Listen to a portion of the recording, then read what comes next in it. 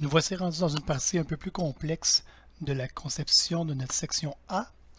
Nous allons faire le filet pour pouvoir visser avec la section B. Nous allons chercher l'outil ellipse, Helix, qui est ici. On va lui demander virage et tangage, qui s'appelle turn and pitch en anglais.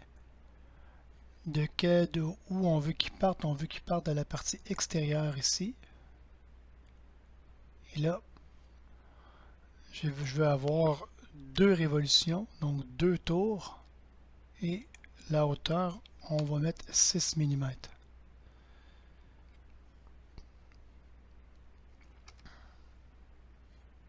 Là, on voit que mon filet sort, ça peut être le cas, peut-être pas. On va juste envoyer la flèche dans la direction opposée pour le faire vers le bas. Donc vous voyez bien maintenant le filet qui est déjà là. Il n'y a pas encore d'épaisseur, c'est l'étape suivante. Nous ajoutons maintenant la 3e dimension à notre forme hélicoïdale. Nous allons faire une autre esquisse. Dans le plan de face toujours, nous allons choisir encore notre vue de face ici sur le D. Avec le zoom de la souris, nous allons prendre le bouton Utiliser et cliquer sur le coin ici. Nous allons mettre un cercle un peu à l'extérieur. On va le mettre à 4 mm. Ce cercle-là, on va le contraindre de 2 façons. On va le contraindre en tangente, donc entre le cercle et la ligne qui est ici. On va voir qu'il se place vis-à-vis de la ligne. Et on va le contraindre en coïncidence entre le bas du cercle et notre point pour qu'il vienne prendre la place de ce côté-ci. On peut approuver notre croquis, revenir en forme isométrique, on voit bien le cercle qui est là. Ce qu'il nous reste à faire, c'est un balayage. Donc le balayage est ici. Le balayage, quelle forme on veut balayer? On veut balayer cette forme ronde-là. Sur quel chemin de balayage on veut balayer ça? Sur notre ellipse qu'on a créée tout à l'heure. Et vous voyez maintenant,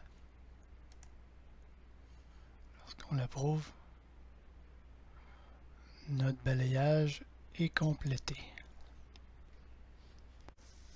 Pour compléter la section A, nous allons maintenant enlever le surplus de vissage qu'il y a au-dessus du contenant. Pour faire ça, nous allons utiliser le plan ici, mal traduit par avion, malheureusement. C'est un plan décalé. Ce plan décalé-là va être décalé de la hauteur de ma pièce. Donc, ma pièce ici, le plan va être par rapport au plan du dessous, du plan horizontal.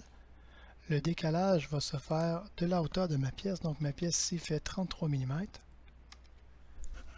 Et on voit présentement que mon plan s'en vient se placer exactement à la hauteur de la fin de mon contenant, de ma section A.